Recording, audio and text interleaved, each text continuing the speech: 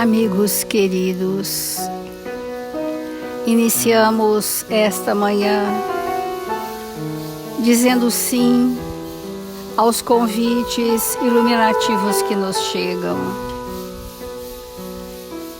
Jesus, Mestre amado, se conosco uma vez mais, para que a nossa existência na terra seja palmilhada pelos caminhos do seu Evangelho. Estamos dizendo sim, Senhor, à vossa vontade, soberana e justa sobre todos nós. Queremos dizer sim ao trabalho na sua seara, Senhor, com coragem e abnegação, para que a nossa existência na terra seja pautada no trabalho do bem constante. Ampara-nos nesta hora, Senhor, através dos Espíritos benevolentes e misericordiosos que em seu nome são conosco, derramando sobre nós as suas vibrações esperançosas e encorajadoras. Nos sentimos fortalecidos, Senhor, sustentados por estes amigos espirituais que ombreiam conosco a existência na terra. E por gratidão a tudo que temos recebido, Senhor, te suplicamos, faze de nós instrumentos dignos e úteis, onde quer que estejamos, a serviço do bem, ainda que com os nossos parcos recursos, Mestre. Assim, amigos queridos, iniciamos nesta manhã as reflexões sobre o Evangelho. Obrigada, Senhor, e que assim seja, Mestre.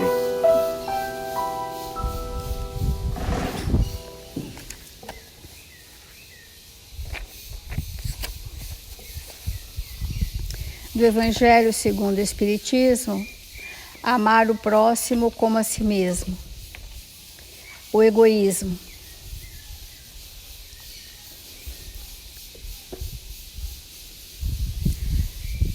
Jesus nos deu o exemplo da caridade e Pôncio Pilatos o do egoísmo.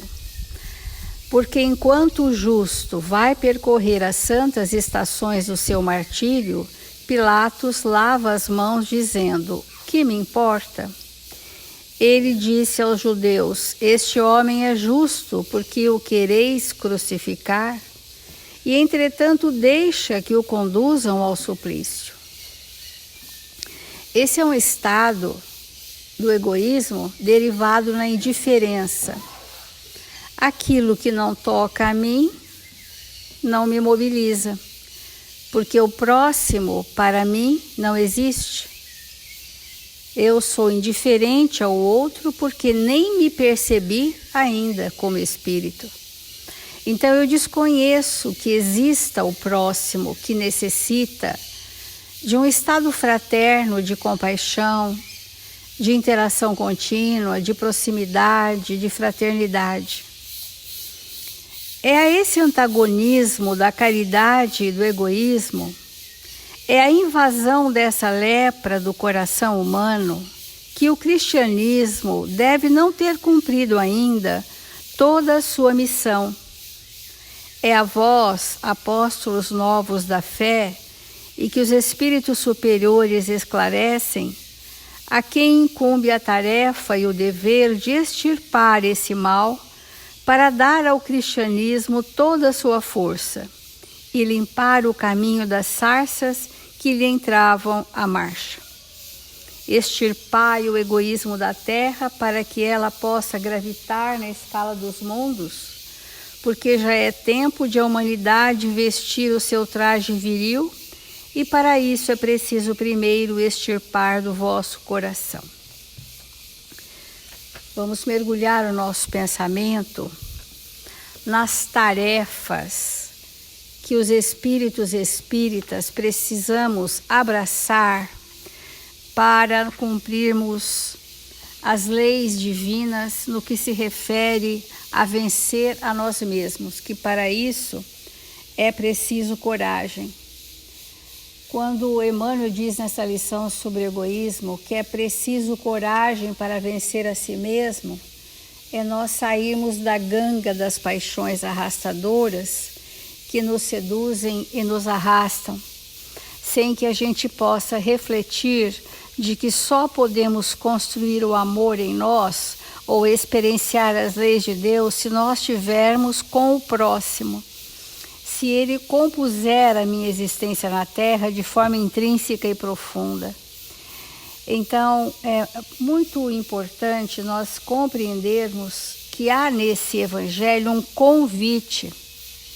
Ele convida os espíritas, ou seja, a destinação do planeta no que se refere a vencer o egoísmo na forma do materialismo, na forma da indiferença, na forma do exclusivismo, do isolamento, não é?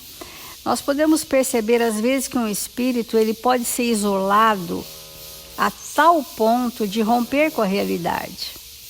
É o ensimesmamento que vai entorpecer a sua percepção do mundo. É um estado egoístico? Sim, o isolamento crônico, aquelas pessoas que não se relacionam ou que mesmo estando com os demais não interagem de forma energética. Pode interagir de forma verbal, mas não há ali nenhuma troca. Quando esse isolamento chega num ponto de que a pessoa fica totalmente sem comunicação com o mundo, ela cria um mundo paralelo. E esse mundo paralelo que ela cria é um mundo ilusório, cheio de fantasias, a princípio, mas essas fantasias vão encontrar personagens, espíritos, que vão compor essas imagens mentais do isolamento, do ensimesmamento. É um egoísmo tão intenso que nós podemos dizer que esse espírito tem medo da vida, tem medo de viver, né? Porque nós estamos querendo analisar a causa desses estados primitivos como o egoísmo, não é? Então, um medo, um temor daquilo que ele mesmo criou para si e que terá consequências em outras existências. Então, o espírito foge de si mesmo, foge do mundo e cria um ambiente psíquico paralelo à realidade, um mundo de imagens mentais distantes da realidade. Esse cenário do isolado é um cenário aterrorizador. Tanto que o isoladíssimo, ele dorme muito, ele evita o contato, ele tem hábitos isolados, né? Porque há um temor de si mesmo, daquilo que ao longo dos séculos ele criou para si. E hoje o atemoriza porque existirão consequências. É uma fragilidade do espírito, e o Livro dos Espíritos, ainda com Fénelon, ele vai dizer sobre essas imperfeições que a mais difícil de se desenraizar é o egoísmo. Vai dizer que o princípio da caridade e da fraternidade seja a base das instituições sociais, das relações legais de povo a povo e de homem a homem, e o homem pensará menos em sua pessoa quando verificar que os outros nele pensam. Olha que exemplo de educação arrastador.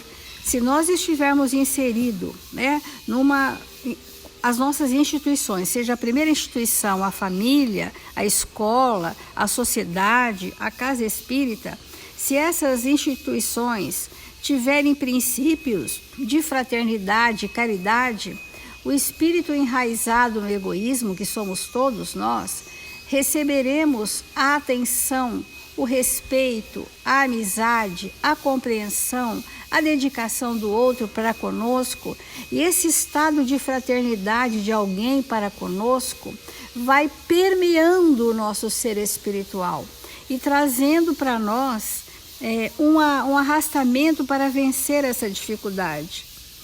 Então, ele sofrerá a influência moralizadora do exemplo e do contato. Quando verificar que os outros nele pensam, que dele se preocupam, querem encaminhá-lo, querem ampará-lo de alguma forma. Em presença desse transbordamento do egoísmo, é preciso uma verdadeira virtude para esquecer-se em benefício dos outros. O primeiro princípio da gente vencer esse vício tão contumaz, né, tão arraigado em nós, é esquecer-se em benefício dos outros que frequentemente não são agradecidos. Esse é o melhor pedaço. É a doação sem esperar recompensa.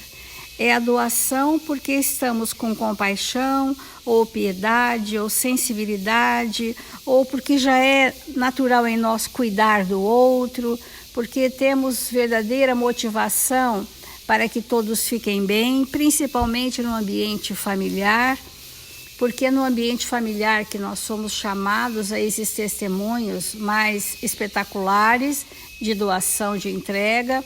E a ambientação reencarnatória, quando o espírito está muito enraizado nesse egoísmo, é uma ambientação reencarnatória de grandes chamamentos, né? De grandes testemunhos. É às vezes uma mãe que tem muitos filhos e que vive num estado quase que de penúria material, né? É um pai que precisa trabalhar até a exaustão, né?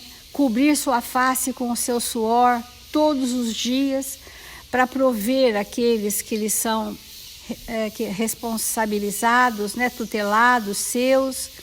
Olha que maravilha essa ambientação reencarnatória para tirar o espírito dessa dificuldade. É principalmente aprender a pedir. Pedir para o espírito egoísta é muito difícil, porque ele não consegue ainda esse estado de submissão a alguém, repartir, né? Quantas vezes em bairros menos abastecidos, os vizinhos são muito mais solidários. Eles dividem do que têm, do que são, uns olham os filhos dos outros, empresta um alimento que está faltando na casa de alguém, tudo que faz na casa de um reparte com os vizinhos. Esses exemplos são fortíssimos para tirar esse arraigado, né, no ensimesmamento, no ostracismo, né, nessa bolha que o egoísmo gera pelo vício de atendermos tão somente aos nossos prazeres efêmeros, né? É sobretudo àqueles que possuem essa virtude que o reino dos céus está aberto. Àqueles, sobretudo, está reservada a felicidade dos eleitos, porque eu vos digo em verdade, no dia da justiça, quem não pensou senão em si mesmo, será colocado de lado e sofrerá no seu abandono. Há pessoas que trazem uma síndrome de abandono, medo de ser abandonado, de ficar sozinho ou rejeitado. Isso já é um desdobramento de um tempo, de um ostracismo, de um egoísmo muito arraigado, que ele se isolou, que ele mesmo sofreu a solidão. E ele traz hoje marcas na sua memória, na sua anterioridade, de receio de que isso prevaleça. Ao invés de desenvolver sentimentos, num primeiro momento, e nós precisamos ter profunda compreensão sobre isso, não sabendo ainda desenvolver sentimentos nobres, ele vai exigir do outro que o atenda, por temor da solidão, por temor da rejeição, por temor do abandono, porque é isso que ele fez com ele mesmo e com muitos ao longo dos séculos. Então esse é chegado o momento em que o espírito está no primeiro estágio para sair do egoísmo. Ele pede a presença, ele quer estar, não sabe dar de si ainda, não sabe trocar, mas ele vai precisar. Isto que Fenelon coloca no Livro dos Espíritos. Ele vai precisar sofrer a influência moralizadora do exemplo e do contato. até aprender a esquecer-se de si mesmo em benefício dos outros.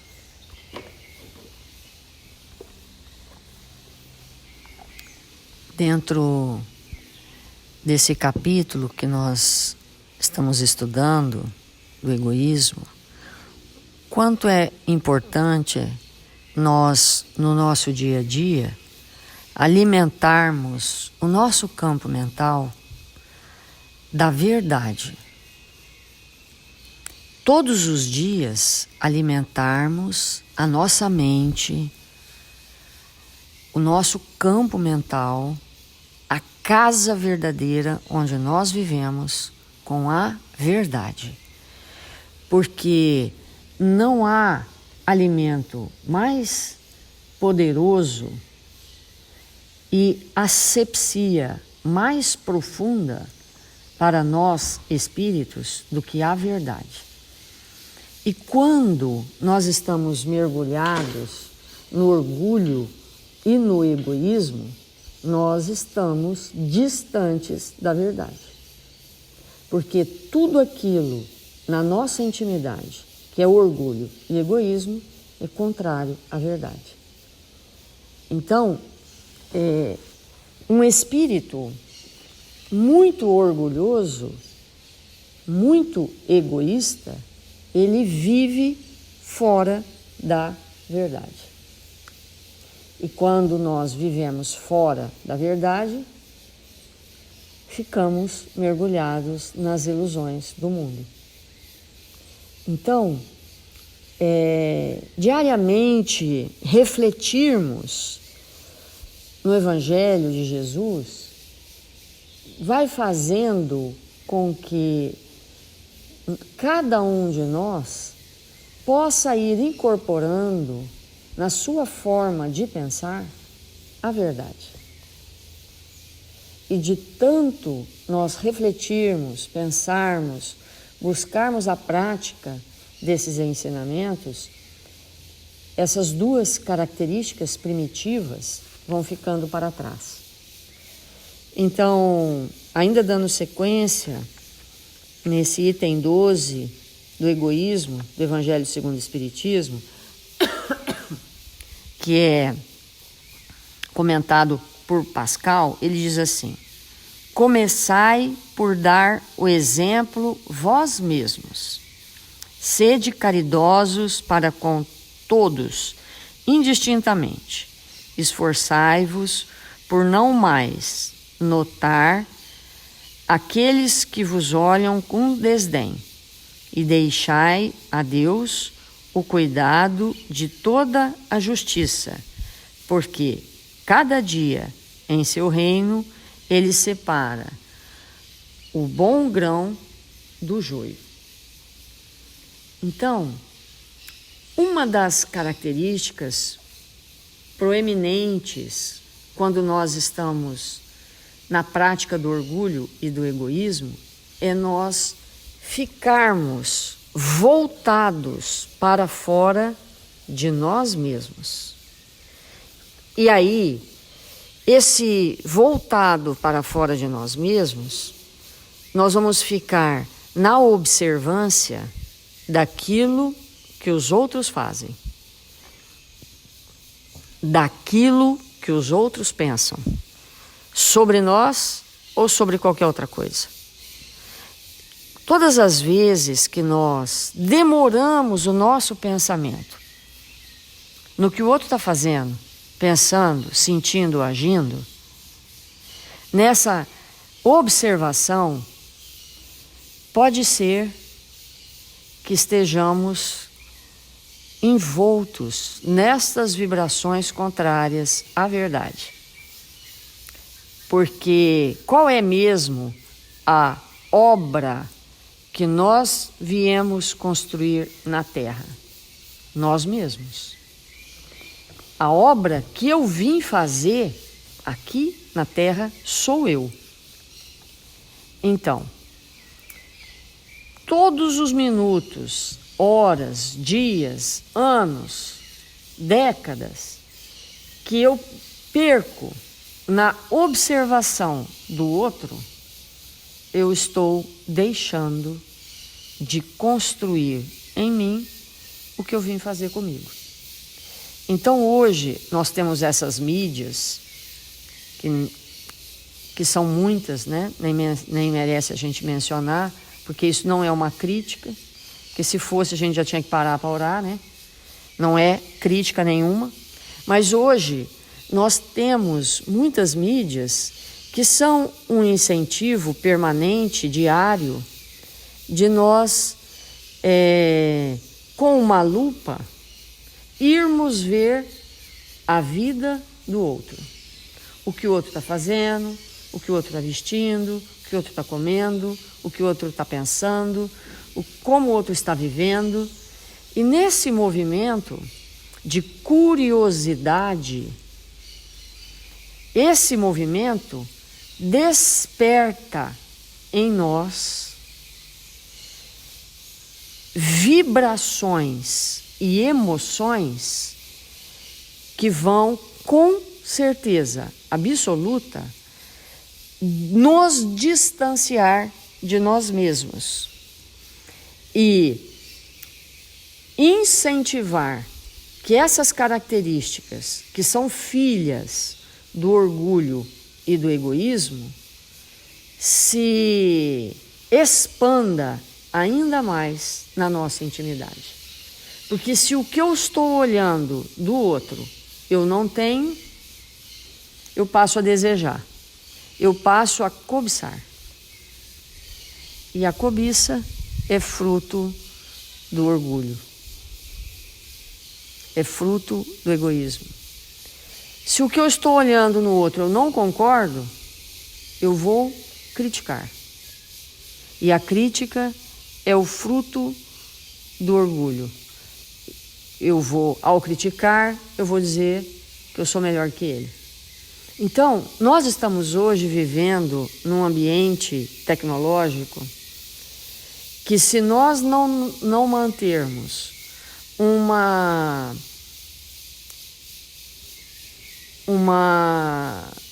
um estado de vigilância constante, nós vamos passar 25 horas do dia distraídos com as coisas do mundo, que vão ficar no mundo, e nós vamos retornar de onde nós viemos bastante depauperados.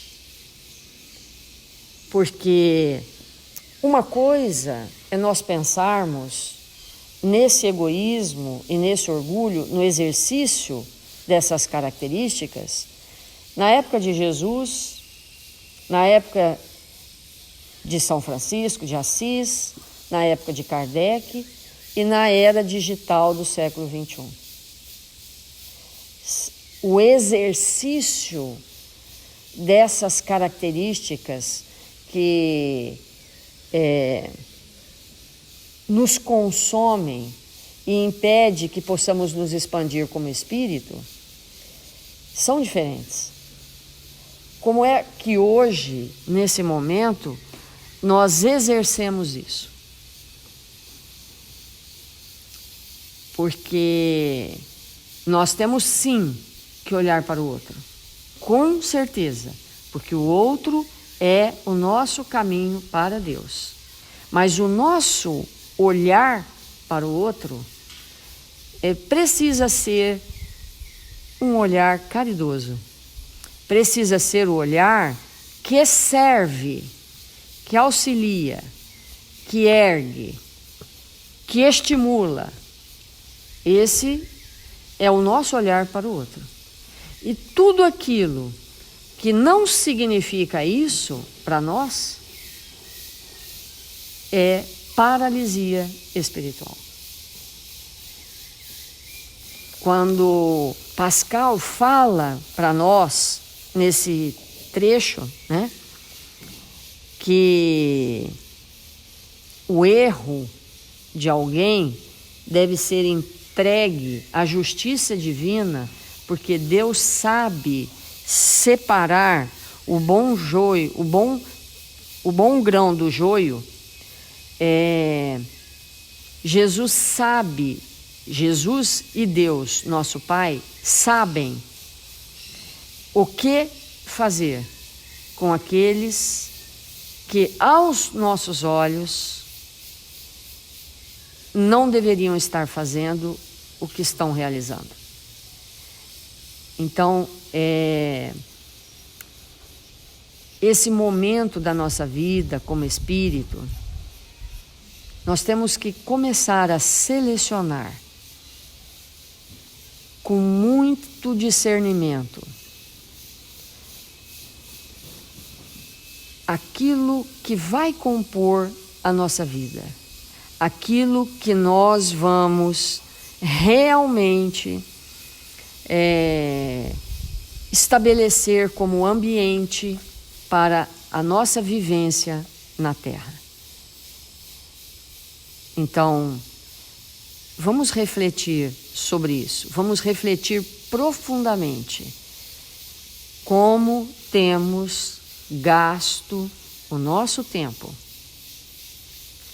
no combate a esses dois monstros chamado orgulho e egoísmo, que está estruturado em nossas personalidades há um tempo sem conta. Vamos fazer a prece.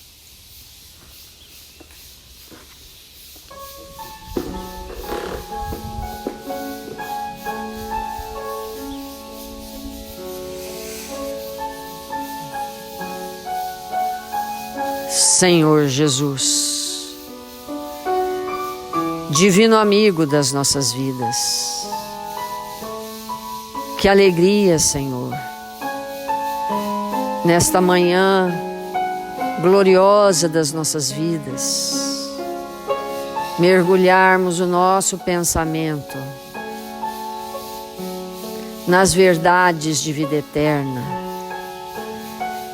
para que possamos nos entregar à construção de nós mesmos, erguer a obra, Jesus, a obra que somos nós mesmos. Auxilia-nos, fortalece-nos, conduz-nos a esse estado de consciência onde o seu evangelho de amor irá nos guiar todos os dias da nossa vida. 1000 vezes obrigado, Pai, pela sua presença generosa, que sempre traz para todos nós claridades extraordinárias, guiando nossos passos, nossos pensamentos. Ampara, Jesus, nossos irmãos enfermos. Ampara, Senhor, todos aqueles que se encontram necessitados do seu amor, das vibrações de saúde. Todos aqueles que se encontram hospitalizados, que se encontram em seus lares, que possam receber este passe espiritual.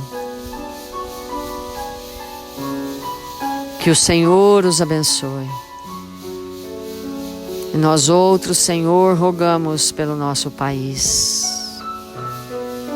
Que nós sejamos aqueles a proteger esta nação. Sejamos os espíritos, Mestre, aonde quer que estejamos, possamos realizar o melhor. Sejamos nós os espíritos honestos, dedicados ao nosso próximo. Sejamos nós, Senhor, aqueles dispostos a construir este ambiente onde está sendo implantado no coração de todos nós a pátria do Evangelho. Que o Senhor nos abençoe e nos fortaleça, hoje e sempre. Que assim seja.